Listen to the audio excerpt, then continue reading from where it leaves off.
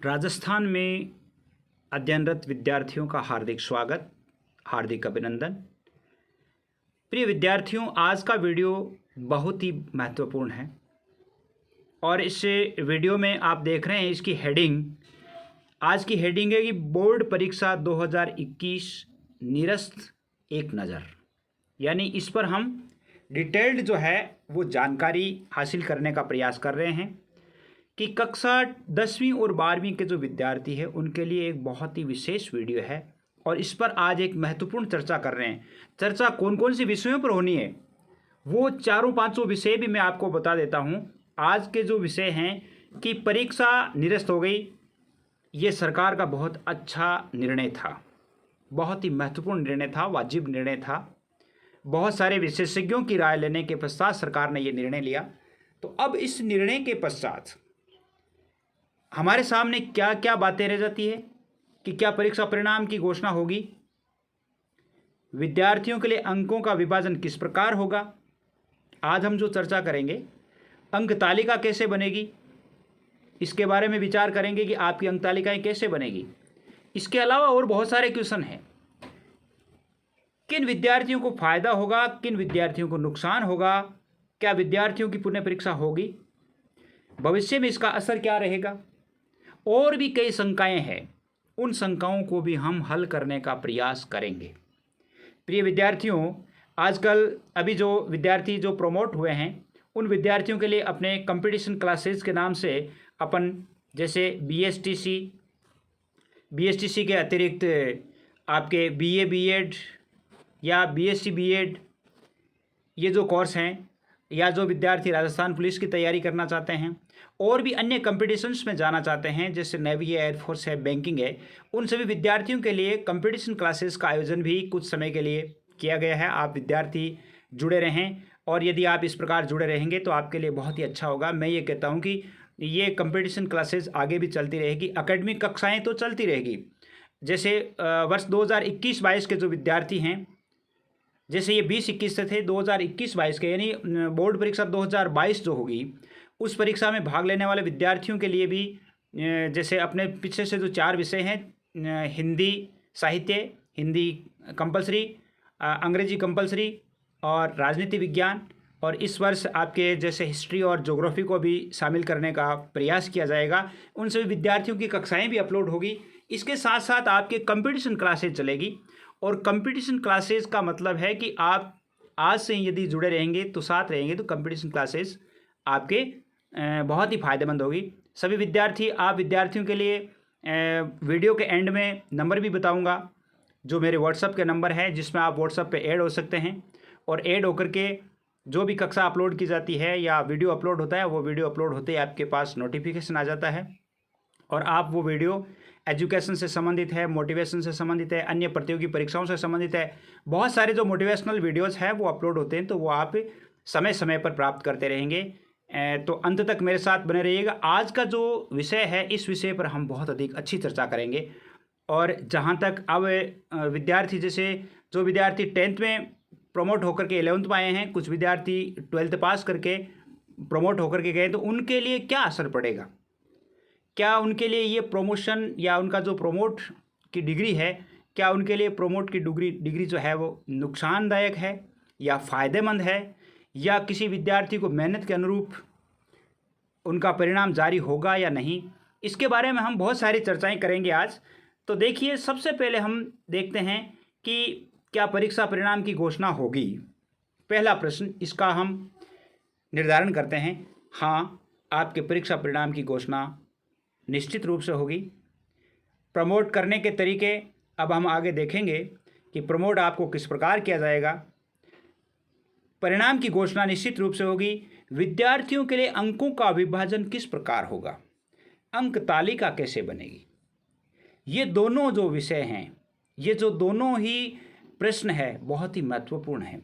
इन प्रश्नों पर बहुत सारे विद्यार्थियों के सवाल मेरे पास आते हैं और विद्यार्थी बहुत अधिक सवाल करते हैं कि सर हमारा प्रमोट जो है वो किस प्रकार होगा, क्या आधार माना जाएगा।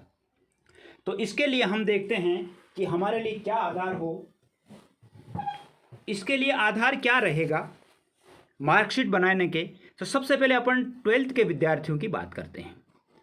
12th कक्षा के विद्यार्थियों की बात करते हैं कि आपका जो मार्कशीट है वो किस किस प्रकार बन सकती है। देखिए, सबसे पहले देखिए कि आपकी मार्कशीट बनने के लिए 12th के विद्यार्थी, आपके लिए जैसे आपने 10वीं कक्षा पास की है और 11th कक्षा पास की है और इस साल आप 12वीं कक्षा में आकर के प्रमोट हुए हैं। अब बहुत सारी बातें हैं, जैसे 2-3 बातें हैं।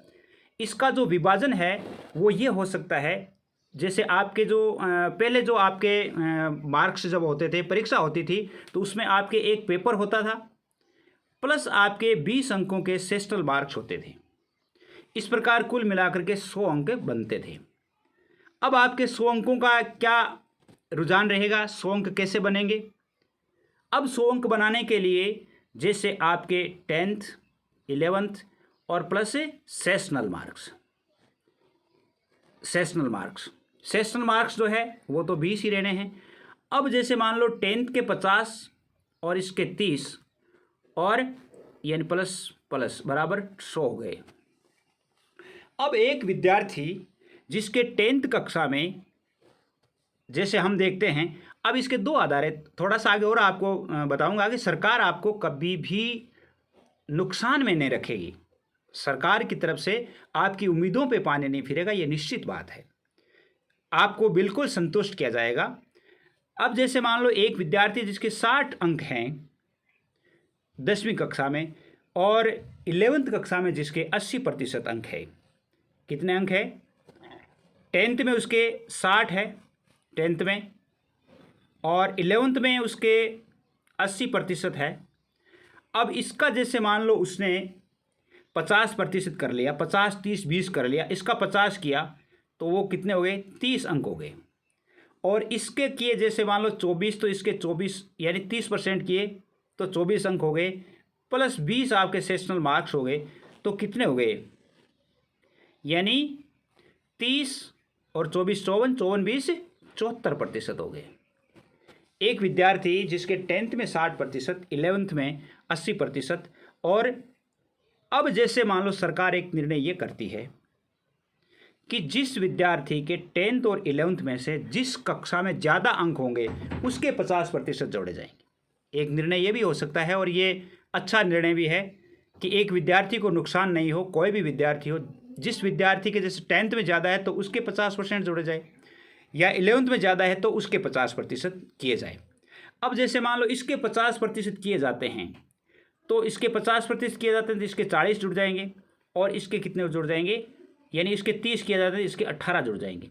40 प्लस 18 प्लस 20 और वो कितने हो जाएंगे? 78% हो जाएंगे। एक विद्यार्थी जिसके अधिकतम अंक जिसमें है उसके 50% गिने जाते हैं तो उस विद्यार्थी के लिए 78% अंक यानी 4% अंकों का फर्क रह जाता है।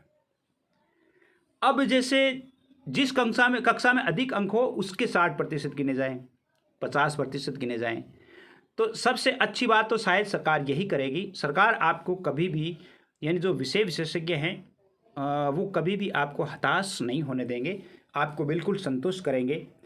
एक आधार ये भी है कि जैसे मान लो विद्यालयों में जो प्री बोर्ड लिए गए हैं उन प्री बोर्ड में विद्यार्थी की क्या स्थिति है उसके आधार पर अंकों का विभाजन किया जाए, उसके आधार पर अंक प्रदान किए जाए।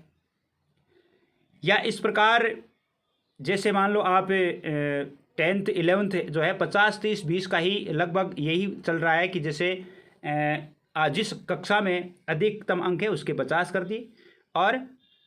कर दिए जाए और जैसे जिस कक्षा में कम है उसके 30% जोड़े जाए। या जैसे मान लो एक ये भी हो सकता है जैसे 11th को आधार मान लिया जाए। 11th को आधार मानने के भी कई कारण हैं। जैसे मान लो एक विद्यार्थी 10th में पढ़ता है तो उसके पास 5 विषय होते हैं। कितने विषय होते हैं? 5 विषय होते हैं।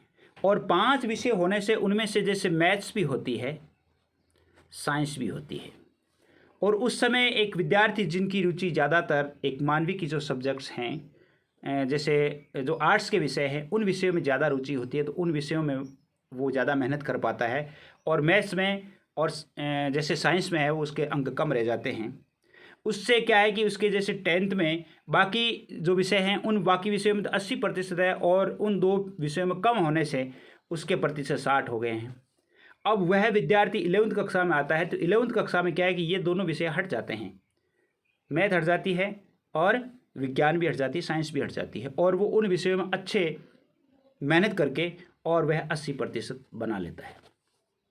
अब इसका आधार ये भी हो सकता है कि जिससे 11th में जिस विद्यार्थी के जितने अंक है उसके आधार पर भी दे दिए जाए। भाई 11th का और 12th का दोनों का सेम स्टैंडर्ड है, यानी 11th में जिस विद्यार्थी ने साइंस पढ़ी है, साइंस का विद्यार्थी है, चाहे कॉमर्स का विद्यार्थी है, चाहे आर्ट्स का विद्यार्थी है, चाहे एग्रीकल्चर का विद्यार्थी है, चाहे वोकेशनल सब्जेक्ट्स का विद्यार्थी है, 11th में जो उसने पढ़ा है वही पैटर्न उसके 12th में रहेगा। तो 11th को आधार मान करके यदि अंक दिए जाते हैं तो मेरे हिसाब से किसी भी विद्यार्थी को कोई नुकसान नहीं होगा, क्योंकि 11th में विद्यार्थी मेहनत करते हैं और मेहनत के आधार पर उनके अंक अच्छे ही आते हैं। अब ये आधार आपके हो सकते हैं। अब सरकार क्या आधार मानेगी, निश्चित रूप से आपके लिए आपको हताश नहीं होने देगी, आपके लिए बहुत अच्छा ही परिणाम जारी होगा। अब यदि हम 10th कक्षा के विद्यार्थियों को लें, 10th कक्षा के विद्यार्थियों को लें तो 10th कक्षा के विद्यार्थी क्या करेंगे, उनके लिए 8वीं और 9वीं, 8th और 9th 2 कक्षाएं हैं। 8th के अलावा 9th और 10th है वो दोनों सेम सी होती है, मतलब सेम पैटर्न होता है और सेम इनकी बुक्स होती हैं। तो हो सकता है केवल 9th कक्षा को आधार मान करके और उनका परीक्षा परिणाम बनाया जाए। हो सकता है कि जैसे 50, 30, 20 वाला रखे, जैसे 9th के 50 रख लिए, उसके 30 रख लिए और उसके 20 रख लिए, ऐसे भी बनाया जाए। और कई जैसे 8वीं है, 8वीं बोर्ड में वो आपके ग्रेडिंग सिस्टम चलता है, ABCD ये चलता है। तो इस ग्रेडिंग सिस्टम में भी क्या है कि उनका भी एक आधार है, हालांकि उनके अंक भी निर्धारित किए जा सकते हैं। भाई A ग्रेड के इतने अंक होते हैं, B के इतने होते हैं, C के इतने होते हैं, D के इतने होते हैं, इस आधार पर भी उनका विभाजन किया जा सकता है। और अच्छा और सर्वसुलभ जो है वो 9th कक्षा का रहता है, अगर सरकार करती है तो अच्छी बात है। अब जैसे बहुत सारे विद्यार्थी ये हैं कि हमने बहुत अधिक मेहनत की है और उसके आधार पर हमने अधिक अंकों की उम्मीद की है, यानी अपने जैसे विषय होंगे तो जैसे अपन ने ये पढ़ा कि अंक तालिका कैसे बनेगी, इसके आधार पर अपन ने अभी देख लिया कि भाई उनका आधार क्या हो सकता है। इसके अलावा अपने पास किन विद्यार्थियों को फ़ायदा होगा, किन विद्यार्थियों को नुकसान होगा, तो इसके बारे में बता दूं, किसी भी विद्यार्थी को कोई नुकसान नहीं होगा, सभी विद्यार्थियों को फ़ायदा ही होगा। किसी भी विद्यार्थी को इससे कोई नुकसान नहीं होने देगी सरकार। अब क्या विद्यार्थियों की पुनः परीक्षा होगी, एक प्रश्न ये भी आता है कि अब क्या विद्यार्थी और भी, जैसे मान लो कोई विद्यार्थी संतुष्ट नहीं है तो क्या वो विद्यार्थी परीक्षा दे सकता है।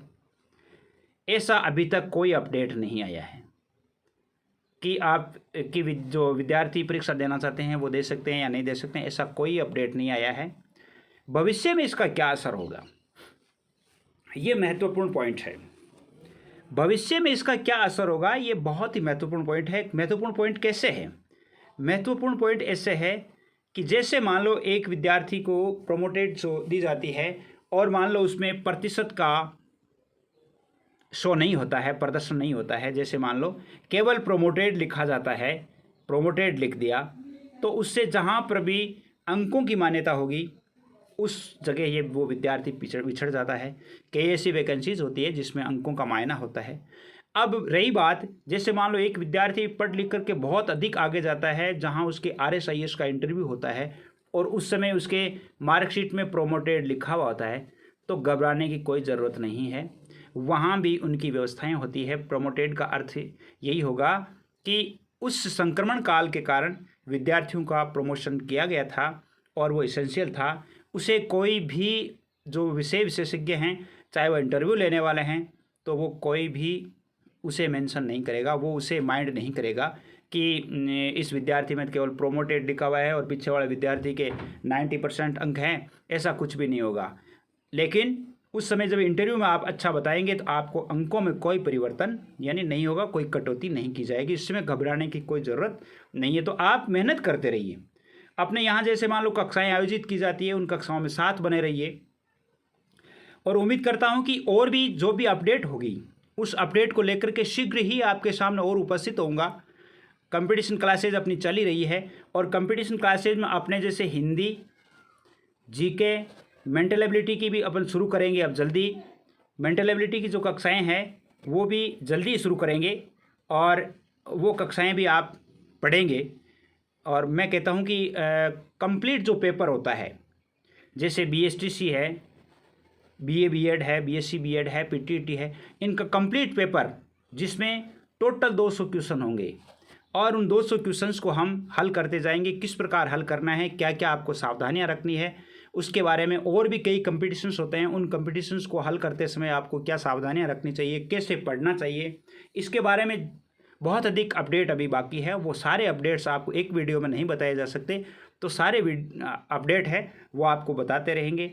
उम्मीद करता हूं कि जो शंकाएं आप प्रस्तुत कर रहे थे उन शंकाओं पर आप ज़रूर समझेंगे और सरकार का जो ये निर्णय है इसका वास्तव में स्वागत करेंगे कि ये स्वागत योग्य है। क्योंकि कई बच्चे जो संक्रमित थे, हो सकता है कि आपके लाखों में जैसे 20 लाख से अधिक विद्यार्थी थे, उनमें से कई विद्यार्थी हैं वो संक्रमित थे। वो संक्रमित विद्यार्थी है वो मानसिक रूप से परेशान होते ही हैं और वो परीक्षा देने योग्य नहीं होते हैं या परीक्षा देने के लिए नहीं आते हैं।